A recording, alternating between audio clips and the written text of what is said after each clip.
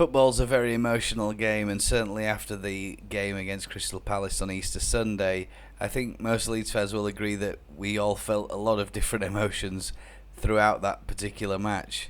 From the moments of joy and happiness and delight when Bamford scored his goal, to the moment just before half-time where Crystal Palace scored a goal from a very, very soft free kick.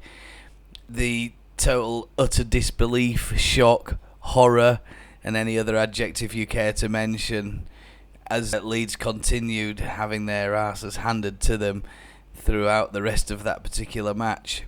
I ended up feeling very sorry for the staff, the players, most of all the fans after that game. You know, it was a very humbling experience for everybody concerned.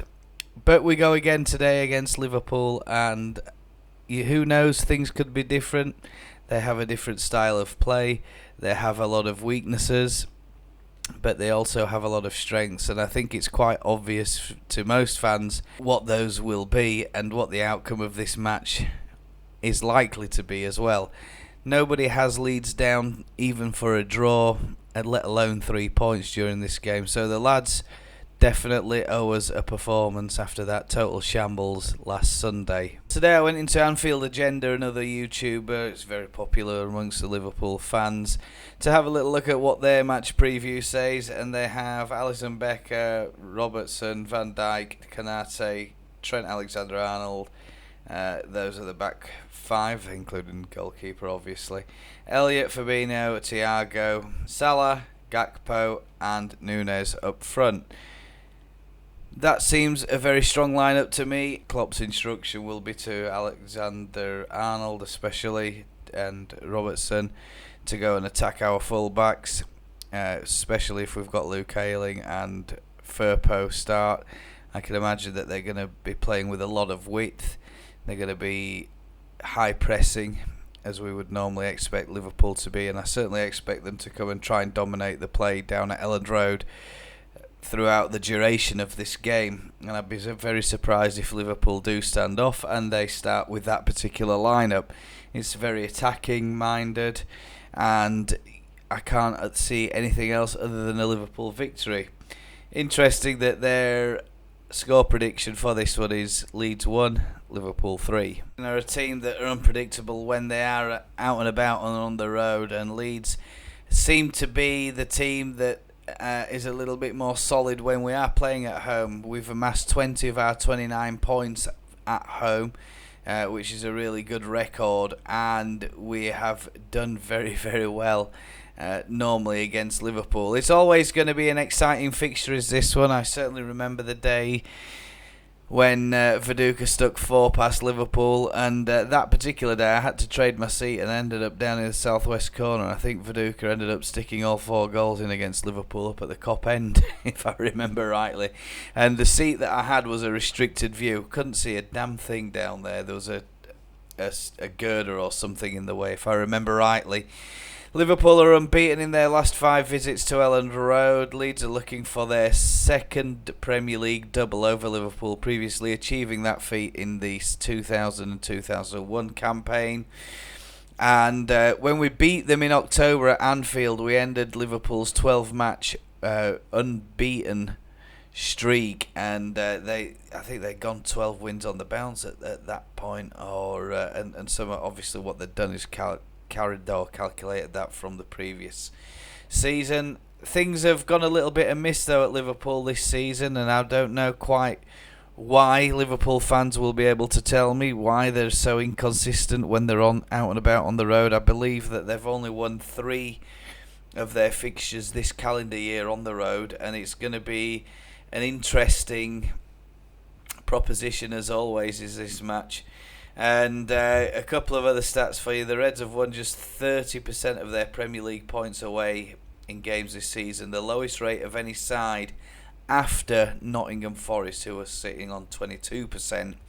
Liverpool are without a victory in 5 matches in all competitions, and no team has conceded more Premier League away goals in 2023 than Liverpool's 14, level with Everton and Nottingham Forest.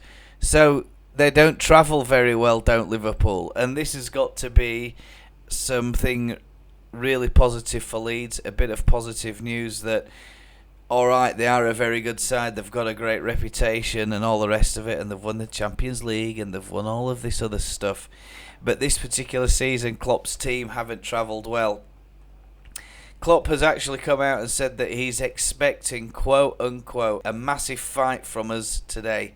So it's going to be a huge, huge fixture, and everything is to play for. And I certainly think that Leeds could do something. I'm sceptical after last Sunday. You know, I'm still negative over that result. But you never know. Today's a different day. It's a different match, different set of players who have different things on their mind, different impetuses, different variations, variables. And could Leeds go and win it? Well, Chris Sutton has us down for 1-1. I have seen some other Leeds fans out and about on the Facebook forum, as usual, on the supporters group, and quite a few of them are predicting that, you know, we might just have a chance here, we might sneak a win. So let's have a little look. What's my prediction for the lineup? Speculation that are going around online, and those rumours are that Max Werber has been pictured taking a walk with the rest of the squad today, out and about, and he is looking like he's walking okay. He's looking like he might be able to appear for us today against Liverpool, and boy oh boy do we need him in the back four. Right, let's have a look at the starting lineup. So what would I do? Well, I'd line up with a 4-5-1, put Meslier in the net, I'd stick Junior Firpo out on the left. You said two centre-backs are Werber and Koch, as I just mentioned there, that Werber could be appearing for us tonight, so that this is based on, obviously, that information that's coming out and the rumours circulating online. Christensen on the right-back position.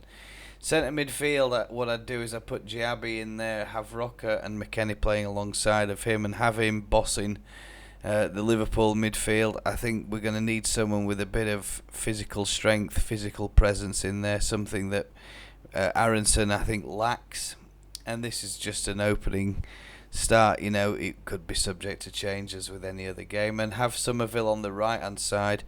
Rodrigo up front, I'd probably bench Ayling and Bamford in case the game isn't going our way. Perhaps they adaptations to the Liverpool starting 11 would be needed during the match, but I certainly think packing the midfield, trying to stop them playing through us. I mean, you might want to adjust that slightly and have somebody up there with Rodrigo.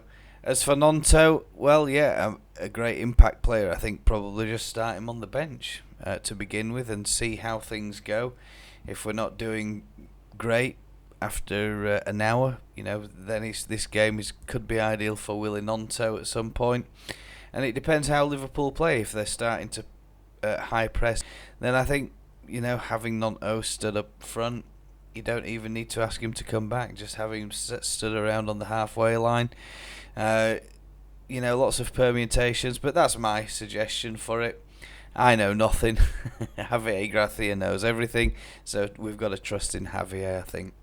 Right, all the very best marching on together and all the rest of it. I hope you enjoyed the match preview, and of course, as always, if you are new here, stick a like on there and press the subscribe button, or maybe you want to watch some other content from my channel, so I'll leave a recommended video right here. All the best to the lads tonight.